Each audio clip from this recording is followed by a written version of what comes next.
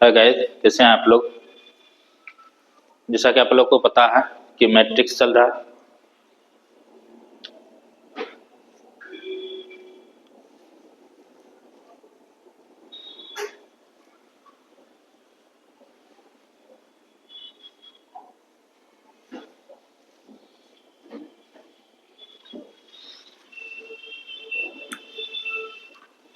है गाइस, कैसे हैं आप लोग। आज आप लोग मैट्रिक्स में 3.1 चलेगा।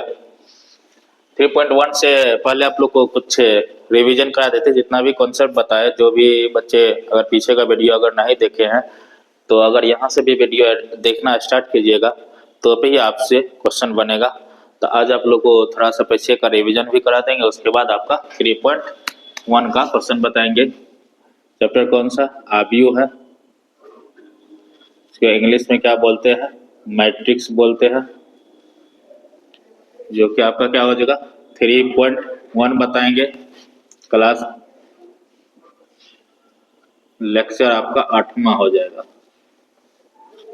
अब देखिए इसमें सबसे पहले मैट्रिक्स क्या होता है बताए थे। आपका सभी का डिफिनेशन लिखा है पीछे का। अगर वीडियो नहीं देखे तो आप पहले पीछे का वीडियो देखिए, उसके बाद ही यानी तो यहाँ से भी स्टार्ट कीजिएगा। तो रिवीजन के साथ आप लोग को क्वेश्चन बताएंगे। तो देखिए मैट्रिक्स उसको बोला जाता है संख्याओं के अवयव, उसे कहते हैं संख्या के क्रमीय विन्यास। मतलब कि अवयव का जो संख्या या फलन के क्रमीय विन्यास के अवयव को हम क्या कहते हैं? अवयव बोलते हैं। जैसे कि आप देखिए इसे उतना डिफाइन का कोई जरूरत नहीं है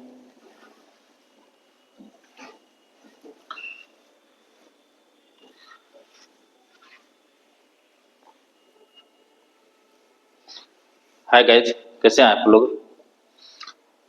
आज आप लोग को मैट्रिक्स का 3.3 बताएंगे। इससे पहले सारा कॉन्सेप्ट आप लोग को बता दिए थे। आज से आप लोग को 3.3 बताएंगे, जो कि पीछे अगर जो वीडियो पीछे का अगर नहीं दिखा तो पहले पीछे का वीडियो देख लीजिए, या नहीं तो यहाँ से भी आप देखना स्टार्ट कीजिएगा तो फिर भी आप लोग को समझ में आएगा। पहले आप लोग को रिवीजन कर देते, उसके बाद 3.1 का क्वेश्चन बताएंगे, एक्सरसाइज का एनसीईआरटी का। देखिए सबसे पहले मैट्रिक्स जो होता है क्या है, आपको बताए थे।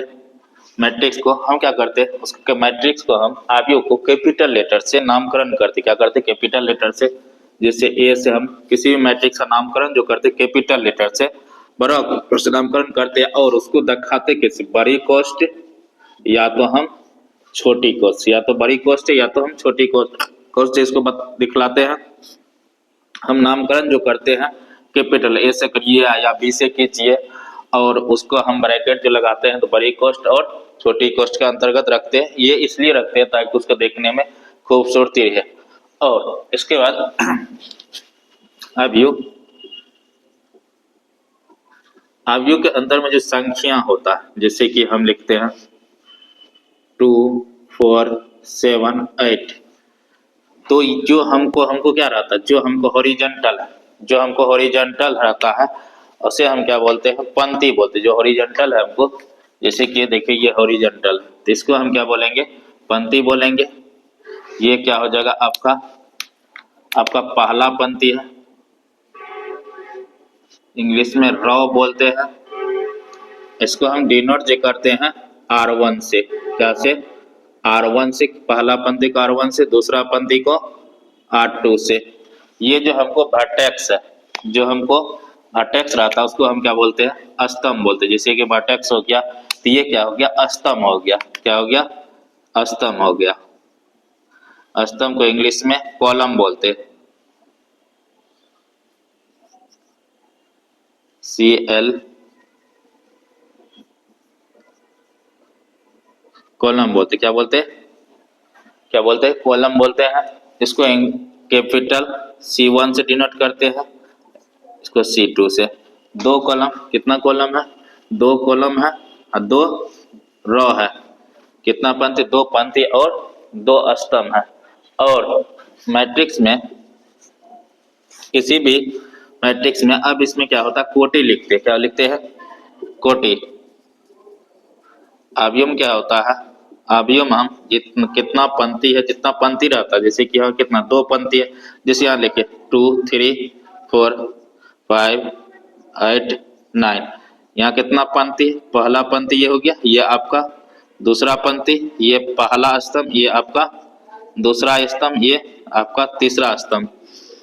तो यहाँ ये कितना, ये जितना पंक्ति रहेगा और जितना स्तंभ रहेगा, ये दोनों का अगर हम यहाँ पे लिख दे, इस कोना पर अगर लिख देते हैं तो ये हमको क्या होता है, कोटि कहलाता है। कितना पंक्ति है, 2 पंक्ति है, और स्तंभ कितना है, 3 स्तंभ है। इसको हम क्या बोलते हैं, कोटि बोलते हैं। साथ में ये जितने भी संख्या है, ये जितना भी संख्या है, ये सभी संख्याओं को क्या बोलते हैं, अवयव का हम अवयव बोलते हैं। क्या बोलते हैं, अवयव बोलते हैं। क्या बोलते हैं, अवयव बोलते हैं। क्लियर। अब देखिए ये क्या होता है, इस सब को हम क्या बोलते हैं, कोटि बोलते हैं। क्या बोलते हैं, कोटि बोलते हैं।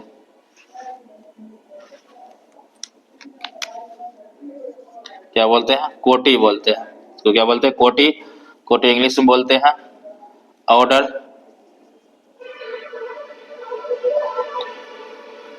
क्या बोलते हैं, ऑर्डर बोलते हैं, ORDER, ऑर्डर बोलते। क्या बोलते हैं, वो ऑर्डर बोलते हैं। अब देखिए कोटि को जो लिखते हैं, कोटि को लिखते जो है M/N लिखते हैं। M जो होता है पंक्ति की संख्या, M जो होता है पंक्ति की संख्या, M जो होता है पंक्ति की संख्या, N जो होता है स्तंभ की संख्या। M जो होता है पंक्ति की संख्या और N जो होता है स्तंभ की संख्या। कोटि जो हम लिखते हैं, कोटि M/N लिखते हैं। कोटि क्या लिखते हैं, M/N लिखते हैं। M जो होता है पंक्ति की संख्या होता है, N जो होता है स्तंभ की संख्या होता है। उसके बाद अब जैसे किसी भी अवयव का हम अवयव जो लिखते हैं, किसी भी अवयव का हम अगर अवयव लिखते हैं, तो अवयव जो लिखते हैं किसी भी अवयव का ए मैट्रिक्स, जैसे कि यहाँ पे AIJ लिखते हैं, जिस भी ऑर्डर का रहता है, या मान से लेके 2/2 का अगर लेते हैं, तो ये आपका क्या हो गया, अवयव हो गया। ये क्या है, अवयव है। AIJ जो होता है ये अवयव होता है। जिस भी मैट्रिक्स आप अगर ए मैट्रिक्स ले रहे थे, इसलिए यहाँ पे लेंगे। अगर हो सकता है आप बी ले रहे तो आप यहाँ पे BIJ लिखिएगा। यहाँ पे जिस भी ऑर्डर का लीजिए 2/M अगर लिखते हैं, तो ये आपका क्या हो गया, अवयव हो गया। अब यहाँ पे ये क्या है, अवयव है। अब देखिए इसमें I क्या है, I जो होता है, I जो होता है आपका पंक्ति होता है। इसको I को हम क्या बोलते हैं, पंक्ति। पहला वाला, जैसे नहीं तो इसको लिखिए पहला वाला, पहला वाला पंक्ति, जो कि पंक्ति हम क्या लिखते हैं, पंक्ति I से डिनोट करते हैं, पंक्ति को I से। और दूसरा वाला स्तंभ को, किसको, स्तंभ को बतलाता है, जिसको क्या हम J से लिखते हैं। I जो होता है पंक्ति को बतलाता, पहला पंक्ति को बतलाता, और J जो होता है वो किसको बतलाता है, स्तंभ को बतला। J जो होता है पंक्ति जो बतलाता है, पंक्ति को I से डिनोट करते हैं, और स्तंभ को J से। जिस प्रकार से कोटि में M जो होता है वो पंक्ति को बतलाता है, और N जो होता है स्तंभ को बतलाता है। और किसी भी अवयव का अगर अवयव की संख्या अगर पता करना हो, तो हम क्या करेंगे, पंक्ति की संख्या और स्तंभ की संख्या को दोनों को अगर गुना कर देंगे, तो क्या आपको पता चल जाएगा, आपका आप किसी भी अवयव का वो अवयव की संख्या पता चल जाएगा। क्या चल जाएगा, अवयव की संख्या पता चल जाएगा। पहला देखिए अभी क्या बताया, किसी भी अवयव को हम जो उसका नामकरण जो करते, किसी भी अवयव का हम क्या करते हैं, नामकरण जो करते हैं, तो हम कैपिटल लेटर से, या ए से, या तो बी से, या सी से, या डी से, जिस भी से अब कैपिटल अक्षर, बड़ा अक्षर होने चाहिए उसका नामकरण करने के लिए। उसके बाद उसको जो हम रखते हैं, तो या तो बड़ी कोष्ठ में या तो हम छोटी कोष्ठ में, किसमें, या तो बड़ी कोष्ठ में या तो छोटी कोष्ठ में रखते हैं। उसके बाद उसकी संख्या जो होता है अवयव के जो अवयव संख्या या फलनों के एक क्रम्य विन्यास होता है। अवयव जो होता है किसी भी संख्या या फलनों का क्या होता है, क्रम्य विन्यास होता है, मतलब कि एक पंक्ति या एक स्तंभ में होता है। जो हमको क्षैतिज रहता है, जो क्षैतिज में रहता है उसको हम क्या बोलते हैं, पंक्ति बोलते हैं। जो स्तंभ रहता है उसको क्या बोलते हैं, हम जो हमको वर्टेक्स रहेगा उसको क्या बोलते हैं, स्तंभ बोलते हैं। तो यहाँ जैसे कि ए अवयव लिए जो कि हमको ये पहला पंक्ति, ये दूसरा पंक्ति है, ये आपका पहला स्तंभ, ये आपका दूसरा स्तंभ हो गया। और ये सभी संख्या को हम क्या बोलते हैं, अवयव बोलते हैं। अवयव को जितने भी अंदर में ये संख्या लिखा हुआ थी सभी को हम क्या बोलते हैं, अवयव का अवयव बोलते हैं। या हम क्या बोलते हैं, या हम इसको हम परिवेष्टि बोलते हैं, परिवेष्टि बोलते हैं। या इसको हम तत्व बोलते हैं, क्या बोलते हैं, तत्व बोलते हैं। या तत्व बोलिए, परिवेष्टि बोलिए, या अवयव बोलिए। इंग्लिश में अवयव को एलिमेंट बोला, तत्व को भी एलिमेंट बोला जाता है। क्लियर ना। और अवयव क्या होता है, उसके बाद क्या होता है, अवयव में हमको कोटि होता है। कोटि क्या होता है, इस कोना पर हम क्या करते हैं, इस कोना पे अवयव का हम कोटि लिखते हैं, जो कि पंक्ति की संख्या और स्तंभ की संख्या को लिखते हैं। पंक्ति की संख्या कितना, 1 2 है, स्तंभ की संख्या 1 2 3 है। तो ये हम जो लिखे ये क्या हो जाएगा, कोटि हो जाएगा। कोटि में हम क्या करते हैं, कोटि को इंग्लिश बोलते हैं ऑर्डर, क्या बोलते हैं, ऑर्डर बोलते हैं।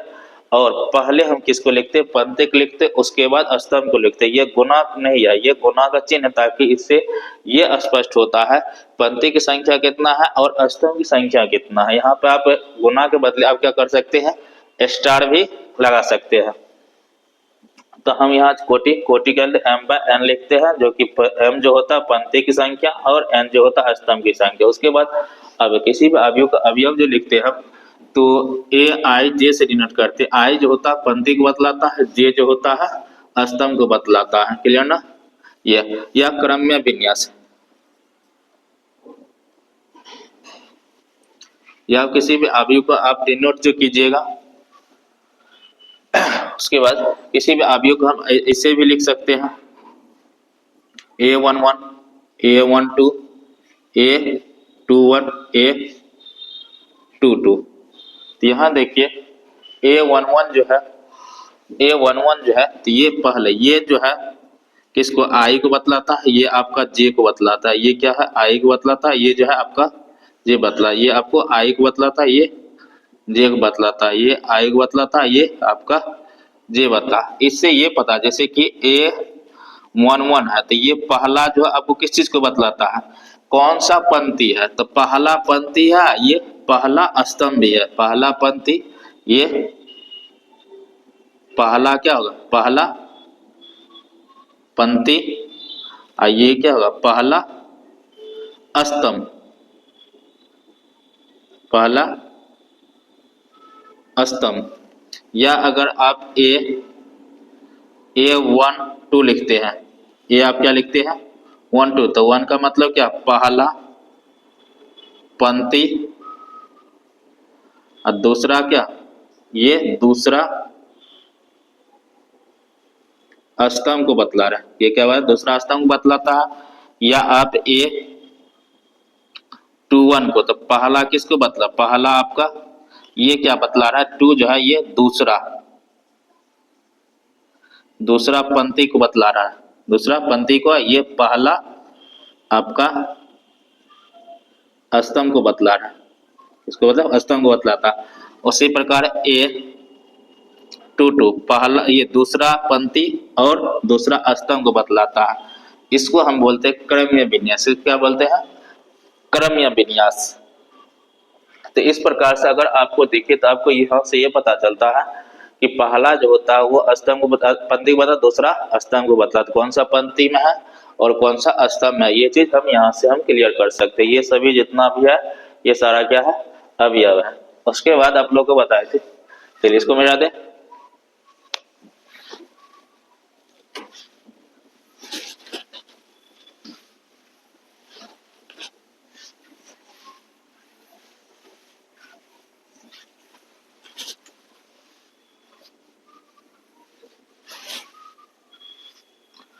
उसके बाद बताए थे पंक्ति अवयव। क्या बताए थे, पंक्ति अवयव। पंक्ति अवयव होता है जिसमें एक पंक्ति, इसमें कितना पंक्ति हो, एक पंक्ति, 1 2 3। इसमें कितना पंक्ति है? एक पंक्ति है। कितना पंक्ति है इसमें? एक पंक्ति है, मतलब इसको लिख सकते हैं कितना, 1/3। तीन स्तंभ, 1 2 3, तीन स्तंभ एक पंक्ति है, तो हम इसको बोलेंगे पंक्ति आव्यूह। पंक्ति आव्यूह का कोटि जो होता है, पंक्ति आव्यूह का कोटि जो होता है उसको हम 1 बाय क्या लिखते हैं, n लिखते हैं। मतलब स्तंभ की संख्या बहुत सारा हो सकता है, बट क्या हो सकता है, पंक्ति की संख्या एक हो सकता है। स्तंभ की संख्या बहुत सारा हो सकता है, बट पंक्ति जो होना चाहिए एक होनी चाहिए। तो ये आपको अगर इस टाइप का रहता है तो इसको हम बोल सकते हैं कि ये पंक्ति आव्यूह है। उसके बाद आपको बताए थे का स्तंभ आव्यूह। क्या बताए थे? स्तंभ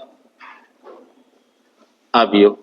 स्तंभ आव्यूह जिसमें एक स्तंभ, कितना स्तंभ हो, जिसमें एक स्तंभ, 1 2 3। इसमें कितना स्तंभ है? तीन पंक्ति, 1 2 3 पंक्ति है, एक स्तंभ है। इसका स्तंभ आव्यूह कोटि जो लिखते हैं, कोटि जो लिखते हैं इसका m बाय क्या लिखेंगे, m/1 लिखेंगे। इसमें पंक्ति की संख्या बहुत सारा हो सकता है, बस स्तंभ संख्या कितना होगा, 1 होगा। इसका क्या बोलेंगे, पंक्ति या स्तंभ आव्यूह बोलेंगे। उसके बाद आपको बताए थे वर्ग आव्यूह। वर्ग आव्यूह जो होता है, वर्ग आव्यूह, तो वर्ग आव्यूह में हमको जितना पंक्ति होनी चाहिए उतना क्या होनी चाहिए, स्तंभ भी। जैसे कि 3 6 8 -9, कितना, 2 पंक्ति है। कितना पंक्ति है, तो 1 2, 2 पंक्ति और 2 कितना, 1 2, 2 स्तंभ है। जितना पंक्ति की संख्या उतना स्तंभ की संख्या, तो उसको हम क्या बोलेंगे, हम मतलब वर्ग आव्यूह बोले। इसका कोटि जो होता है, इसका कोटि जो होगा आपका m/n होगा, m/n होगा। बट इसमें क्या होगा, m/n में जो होगा, बट इसमें क्या होनी चाहिए, m बराबर क्या होनी चाहिए, n होनी चाहिए। पंक्ति की संख्या और स्तंभ की संख्या, पंक्ति की संख्या और स्तंभ की संख्या दोनों क्या होनी चाहिए, बराबर होनी चाहिए। अगर पंक्ति की संख्या और स्तंभ की संख्या अगर बराबर नहीं होगा तो वो क्या होगा, वर्ग आव्यूह नहीं होगा। जितना पंक्ति होगा उतना स्तंभ भी होनी चाहिए, चाहे कितने भी ऑर्डर का क्यों। अगर 3/3 का भी अगर होगा उससे कोई दिक्कत ना, बस आपको क्या होनी चाहिए, पंक्ति की संख्या और स्तंभ की संख्या दोनों क्या होनी चाहिए, बराबर होनी। जैसे कि 3 5 1 -2 3 9 2 8 10। ये कितना पंक्ति, तीन पंक्ति है। तीन कितना है, स्तंभ है, 1 2 3 पंक्ति, 1 2 3 स्तंभ, तीन पंक्ति 3 स्तंभ। ये भी क्या है आपका वर्ग आव्यूह है। उसके बाद आप बताए थे आयत आव्यूह। क्या बताए थे, आयत आव्यूह।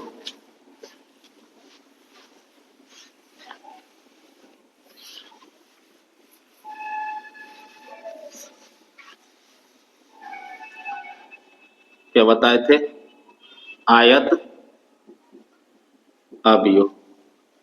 आयत आव्यूह जो होता है इसमें आपका पंक्ति या तो स्तंभ किसी एक का जो है संख्या अधिक रहेगा, 2 5 6 7 8 9। इसमें देखिए पंक्ति तो 2 है बट स्तंभ की संख्या 3 है, तो ये भी आयत आव्यूह हो गया। या आप ऐसा भी बोल सकते हैं इसको, ऐसे भी 2 5 6 7 8 9।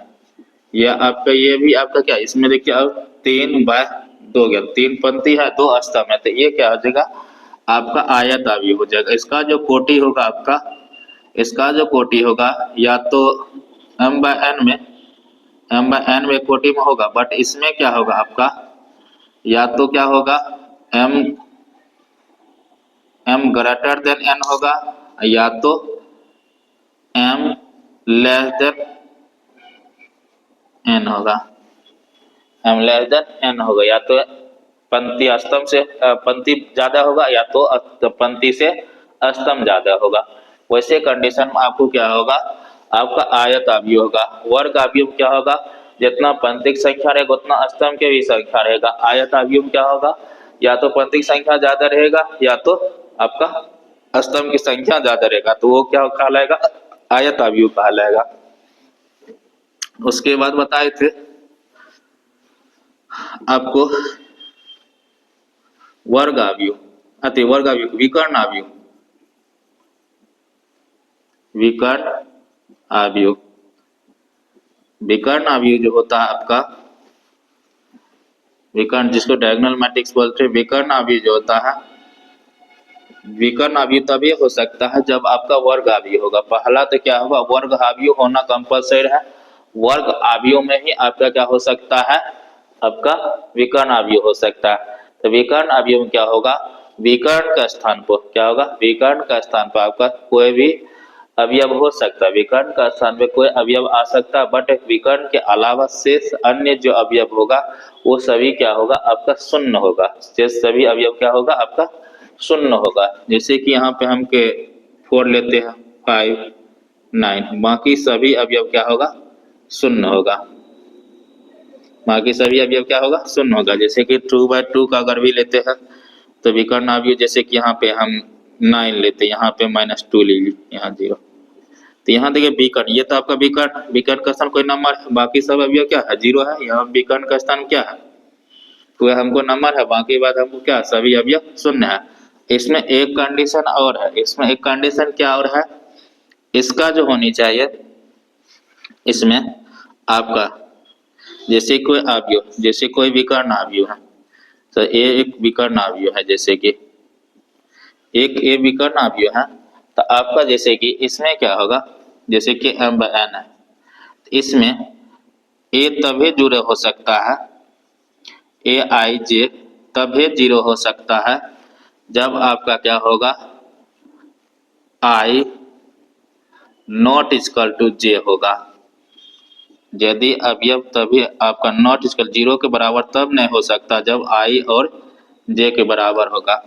विकर्ण अवयव में क्या होगा, अवयव तभी 0 हो सकता है जब i और j बराबर नहीं होगा। जैसे कि यहाँ देखिए, जैसे कि इसे में आप ले लीजिए, कोई एक अवयव ले लीजिए, जैसे कि हम लेते हैं a11 a12 a13 a21 a22 a23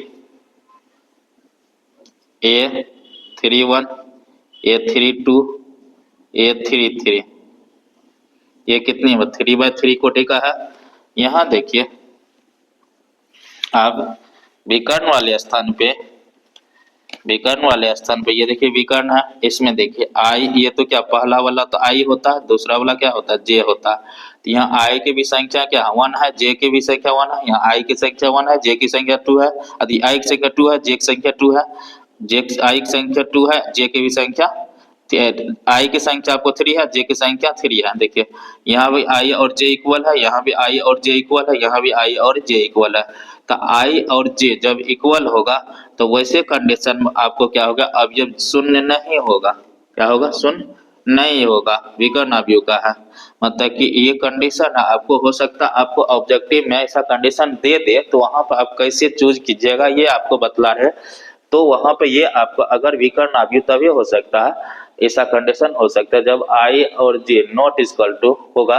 तो वैसे कंडीशन ये देखिए, आई और जे इक्वल है, आई और जे इक्वल है, आई और जे इक्वल नहीं है, यहाँ भी देखा आई और जे इक्वल नहीं है। तो ये यदि आई और जे इक्वल नहीं है, वैसे कंडीशन में आपको क्या 0 आता है। यदि आई और जे इक्वल होता है तब क्या होता है, इक्वल 0 आता है। ये विकर्ण मतलब विकर्ण अवयव का कंडीशन है। विकर्ण अवयव तभी हो सकता है जब विकर्ण के स्थान पर कोई नंबर हो सकता है, विकर्ण का स्थान पर कोई भी नंबर हो सकता है। बाकी बात, बाकी शेष अवयव क्या होगा, शून्य होगा। बाकी शेष अवयव क्या होगा, शून्य होगा, तो उसे हम विकर्ण अवयव बोलेंगे। जैसे कि यहाँ देखिए विकर्ण का स्थान पर कोई नंबर है, बाकी सभी अवयव क्या है, शून्य है, तो इसको हम क्या बोलेंगे, विकर्ण अवयव बोलेंगे। इसके बाद होता है अदिश अवयव। क्या होता है, अदिश अवयव।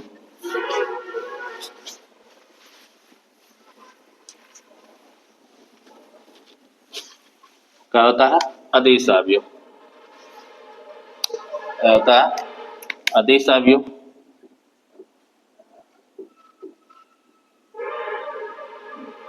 अदिश अवयव जो होता है, जस्ट लाइक ये विकर्ण, जैसा विकर्ण होता है, तो विकर्ण में आपका विकर्ण का स्थान पर हमको कोई भी अवयव हो सकता है, विकर्ण का स्थान पर कोई भी अवयव हो सकता है इसमें विकर्ण अवयव में। बट अदिश अवयव में क्या होता है, विकर्ण का स्थान पर समान नंबर होनी चाहिए, विकर्ण का स्थान पे समान नंबर होने चाहिए, बाकी बस सभी अवयव क्या होना चाहिए, शून्य होना चाहिए। विकर्ण का स्थान पे देखिए समान नंबर, अगर 2 है तो 2 ही है, क्या है, 2 है तो 2 ही है। विकर्ण का स्थान पर हमको समान नंबर होना चाहिए। कोई भी अवयव ले लीजिए, या हम मान चले कि हम ए लेते 0 0 0 ए 0 0 0 ये लिए थे। विकर्ण का स्थान में देखिए समान नंबर क्या है, आपको विकर्ण का स्थान में देखिए समान फलन है, बाकी शेष अवयव क्या है, शून्य है, तो ये क्या हो जाएगा आपका अदिश अवयव हो जाएगा। क्या हो जाएगा ये आपका अदिश अवयव हो जाएगा। विकर्ण का स्थान में अगर आपको समान नंबर है तो वो क्या हो जाएगा आपका अदिश अवयव हो जाएगा, और यदि विकर्ण का स्थान अलग अलग नंबर है तो वो विकर्ण अवयव हो जाएगा। शेष मगर अवयव क्या होनी चाहिए, शून्य होनी चाहिए। अब उसके बाद इकाई अवयव, इकाई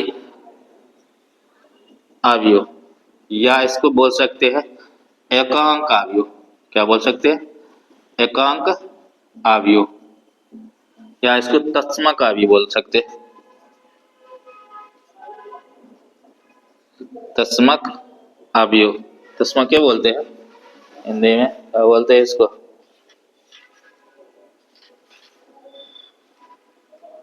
तत्समक क्या बोलते हैं,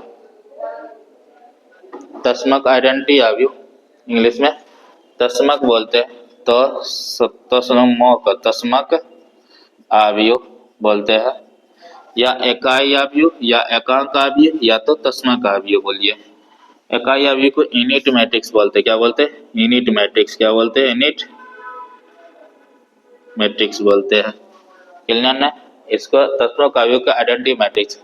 ये तत्समक अवयव का हम कैपिटल आई से डिनोट करते हैं। किससे डिनोट करते हैं, कैपिटल आई से डिनोट करते हैं। किससे, कैपिटल आई है। तो इकाई अवयव कंडीशन क्या है आपका, विकर्ण का स्थान को 1 1 होगा। क्या होगा, विकर्ण का स्थान 1 1 होगा, बाकी शेष अवयव क्या होगा आपका शून्य होगा। क्या होगा, शेष अवयव क्या होगा, शून्य होगा। देखिए यहाँ के विकर्ण का स्थान क्या है 1 1 है, विकर्ण का स्थान क्या है 1 1 है, शेष अवयव क्या है शून्य है। अब कोई भी मैट्रिक्स ले लीजिए, कोई भी मैट्रिक्स लीजिए, सब में क्या होगा आपका 1 0 0 1। यहाँ विकर्ण का स्थान में क्या 1 1 है, शेष सभी अवयव क्या है शून्य है। जो भी मैं जितने भी ऑर्डर का आप लीजिए, आपको 2/2 मतलब 4/4 का ऑर्डर कर लीजिए।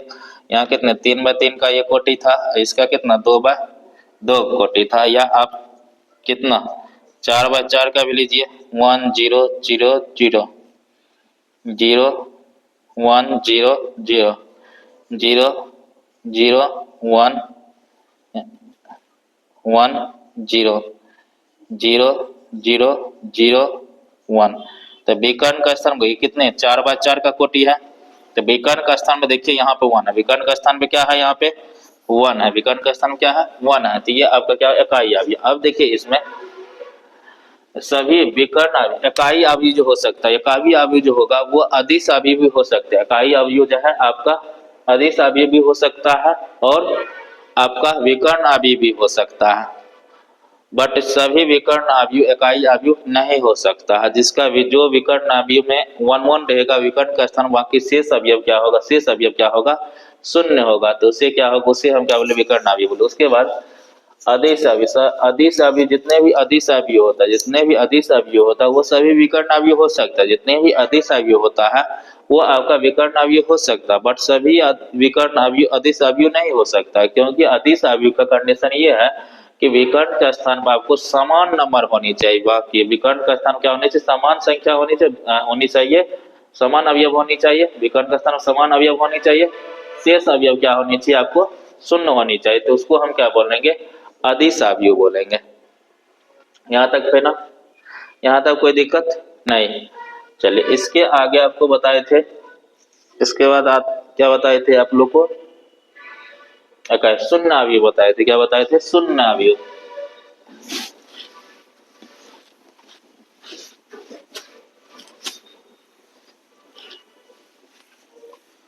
क्या बताए थे, शून्य अवयव।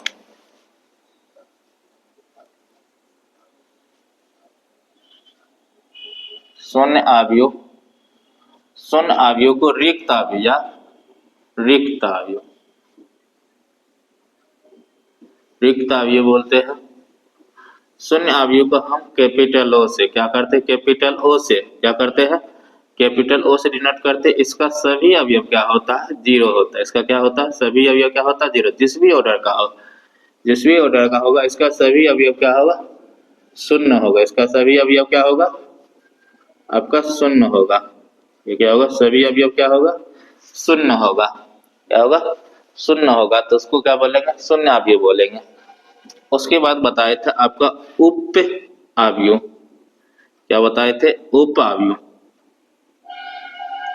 क्या बताए थे? उप अवयव। उप अवयव जो होता है, जैसा कोई अवयव है,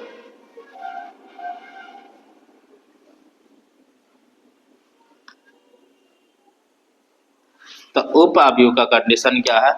किसी एक पंक्ति को, किसी एक पंक्ति को हटा दीजिए, या किसी एक पंक्ति, किसी पंक्ति या स्तंभ को, मतलब क्या पंक्ति, एक पंक्ति या एक स्तंभ को हटा दें, एक पंक्ति और एक स्तंभ को, कोई भी एक पंक्ति या एक स्तंभ को हटा देने के बाद शेष अवयव जो बचेगा, शेष अवयव जो बचेगा उसी को हम क्या बोलेंगे? उप अवयव। जैसे कि यहाँ की पहला पंक्ति हटा दिए और पहला स्तंभ हटा दिए, शेष अवयव क्या बचा? आपको 2 बचा।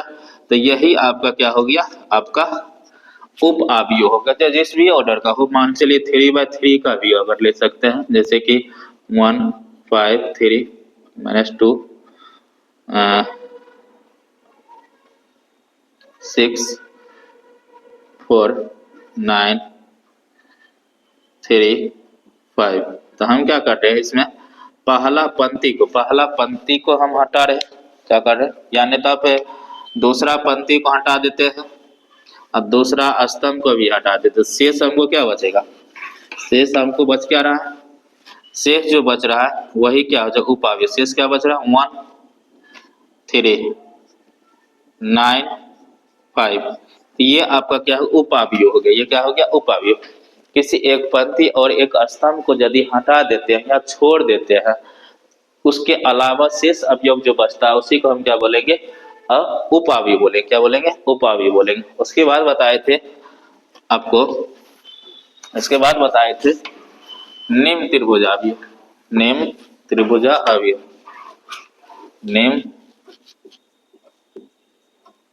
निम्न त्रिभुजाकार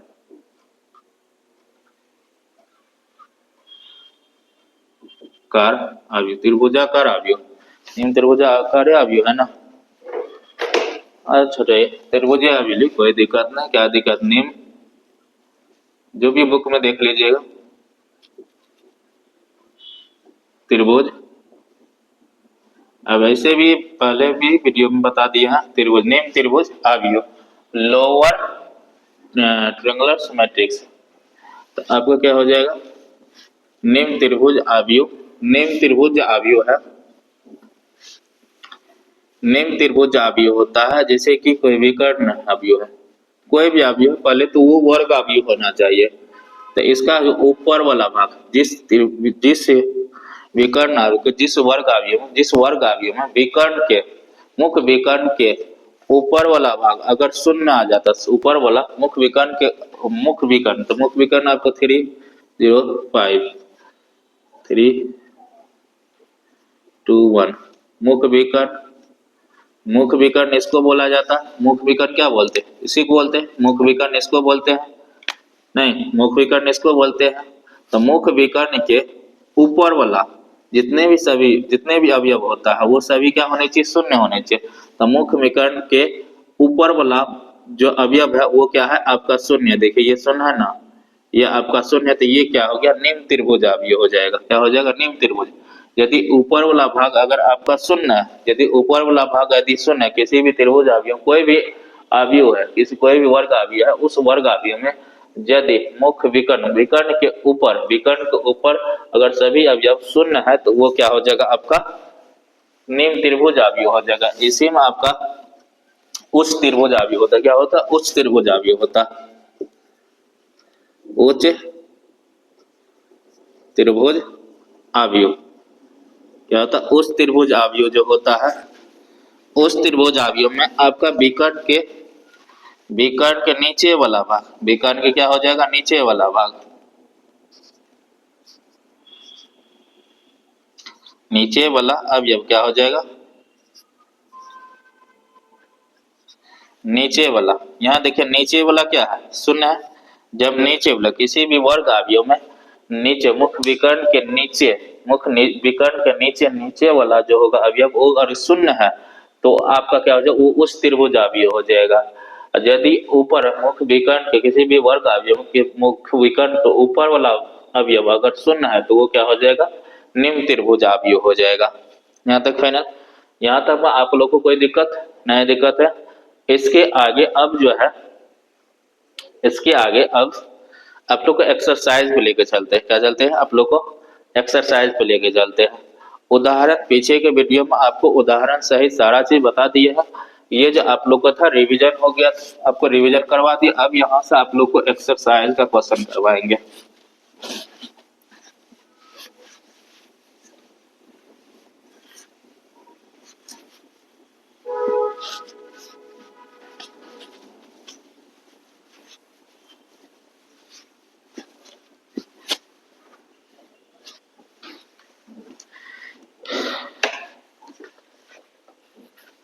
पहले आप लोग को एनसीईआरटी का क्वेश्चन करवा, तो उसके बाद आप लोग को केसी शर्मा का एक्सरसाइज का क्वेश्चन भी करवाएंगे। अच्छा, एक समान अवयव भी छूट गया ना। अच्छा, समान अवयव भी बताए थे। समान अवयव जो होता है,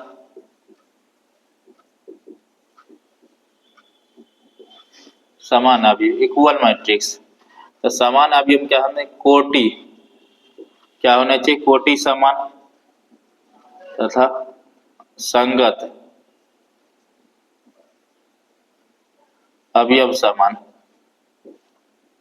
इसका क्या है? समान अवयव में क्या होनी चाहिए? समान अवयव में आपको कोटि भी समान होनी चाहिए और संगत अवयव भी समान होनी चाहिए। जैसे कि एक एग्जांपल लेते 3 5 -2 0। यहाँ देखिए 3 5 -2 0। यहाँ देखिए ये भी 2/2 का कोटि है, ये भी 2/2 का कोटि है, दो पंक्ति दो स्तंभ है। यहाँ भी 3 है, यहाँ भी 3, यहाँ 5 है, यहाँ 5, यहाँ -2 है तो -2, यहाँ 0 है तो 0 है। तो ये क्या हो गया? आपका समान अवयव हो जाएगा। जो भी होना चाहिए ऐसे ही आपको x y z p, तो 2 4 5 6, तो ये भी आपका समान अवयव है। क्या कि यहाँ देखिए इधर जो है ये फंक्शन, ये क्या है? फंक्शन, इधर आपका कांस्टेंट नंबर है तो इसके बराबर, तो ये भी आपका क्या है? समान अवयव है। तो ये क्या हो गया? आपका समान अवयव। उसके बाद अब इसके बाद आप जो है क्वेश्चन के माध्यम से आपको सारा चीज और बताते चलेंगे।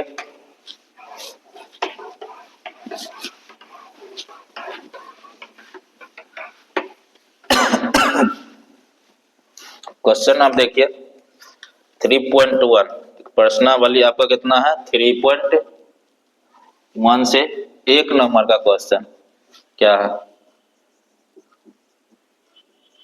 अवयव ए मैट्रिक्स है आपका 2 5 19 -7 35 -2 5/2 12 √3 1 -5 17। ये अवयव दिया हुआ के लिए ज्ञात कीजिए। 1 नंबर का क्वेश्चन बता रहा है आपका अवयव की कोटि। 2 नंबर क्वेश्चन आपको बता रहा है अवयवों की संख्या। 3 नंबर क्वेश्चन आपको बता रहा है अवयव दिया हुआ इसका संख्या निकालने बोलते A13 A21 A33 A24 A23। अब इसका सोल्यूशन देखिए। जैसा कि 1 नंबर का क्वेश्चन जो बता रहा है आपका, इसमें पूछ रहा है कि अवयव की कोटि आती, अवयव की कोटि क्या बता रहा है? अवयव की कोटि, कोटि बताए थे पंक्ति की संख्या और स्तंभ की संख्या जो हम लिखते हैं उसी को क्या बोलते हैं? कोटि बोलते हैं। तो इस मैट्रिक्स में देख लीजिए कितना पंक्ति है। पहला पंक्ति ये हो गया आपका, ये क्या हो गया आपका? पहला पंक्ति हो गया,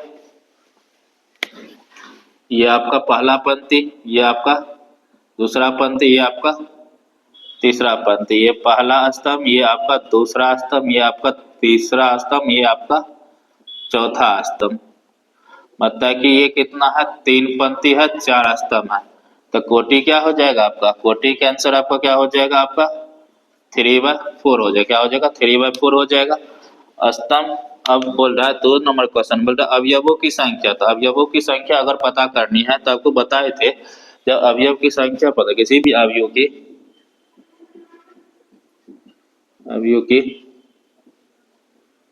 अवयव का संख्या अगर पता करना है तो क्या करेंगे आप, पंक्ति की संख्या, पंक्ति की संख्या गुना गुना क्या करेंगे, स्तंभ की संख्या। यहाँ पे लिख देते हैं,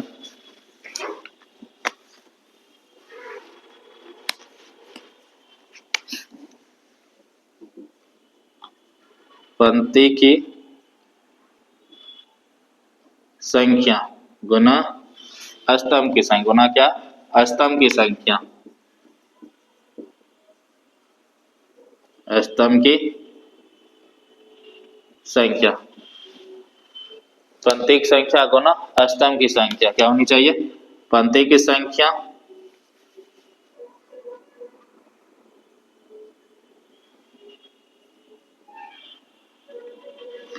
पंक्ति की संख्या गुना स्तंभ की संख्या कर देंगे, पंक्ति जितना उतना स्तंभ है, जितना पंक्ति है तो पंक्ति कितना आपका 3 है, स्तंभ कितना 4, दोनों गुना करेंगे तो आपको कितना मिलेगा, 4 तिया आपका 12 आंसर हो जाएगा। देखिए 12 अवयव है, 1 2 3 4 5 6 7 8 9 10 11 12, किसी भी अवयव के अगर अवयव की संख्या अगर पता करनी है तो हम क्या करेंगे, पंक्ति की संख्या गुना स्तंभ की संख्या अगर कर देंगे तो क्या हो जाएगा, टोटल उसका अवयव निकल, किसी भी अवयव का अवयव की आपको संख्या प्राप्त हो जाएगा, तो क्या हो जाएगा आपका अवयव की संख्या कितना हो जाएगा, आपका 12 हो जाएगा। उसके बाद अब है अवयव, अब यहाँ आपका ये क्या है, एक लोकेशन बतला है, कौन सा स्थान, मतलब कि A13 कितना, अभी जस्ट आप लोग को बताए थे, अभी एक मैट्रिक्स दिखाए थे, तो यहाँ देखिए इसका एक लोकेशन लिख लीजिए, जैसा कि A11 A12 A13 4 तक है, इसको मिटा दे,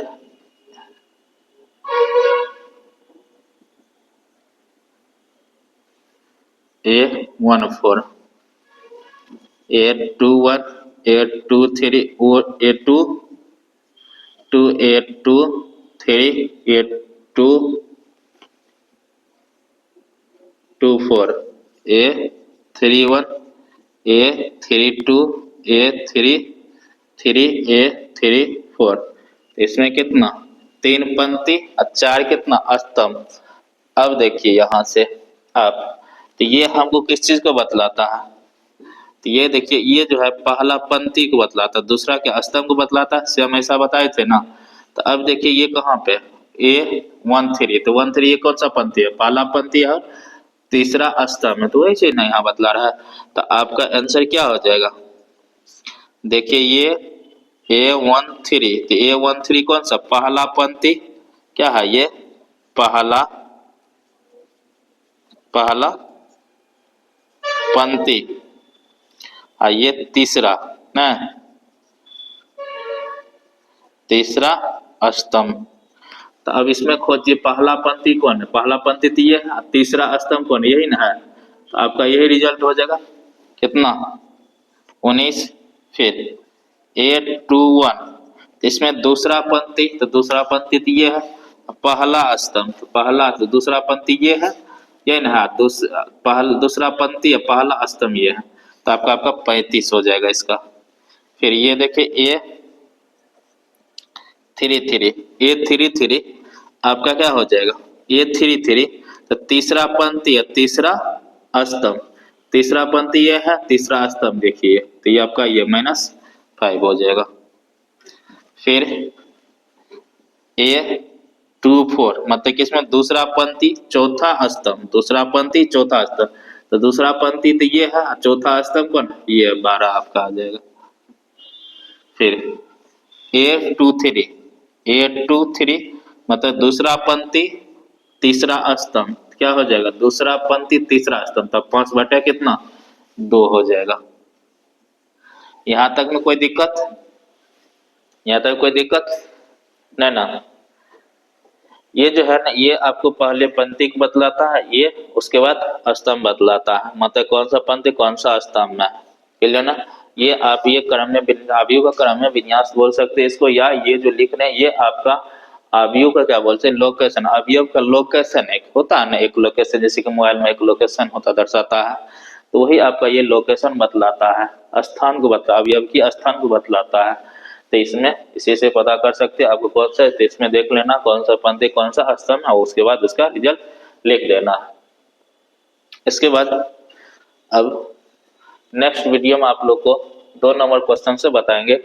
इस लेक्चर में यहीं तक रहने, थोड़ा नहीं तो लंबा वीडियो हो जाएगा, तो यहीं तक रहने देते, नेक्स्ट लेक्चर में आप लोग को इससे आगे बताएंगे।